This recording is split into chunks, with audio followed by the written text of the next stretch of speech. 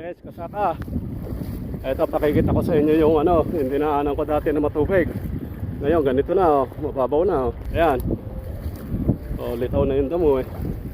May tubig pa rin. Pero malaki na ibinabaw. Dito, puro damo na. Dito, ayan Dati tubig yan, hindi ba? Ngayon mababaw na. Mga 5 araw. Bitaw na pati lupa niya sigurado. Ako, naglalakad ako. Papunta na ako doon sa karsada. Sige. At ayun na yung hauler ko. Ayun na sila. Ayun may hahaputin kami. Umpisa na ng giikan. Ayun na sila. Ando na kasi yung harvester. Ando na. Layo-layo rin yun. Sige. So na muna at ako nagmamadali.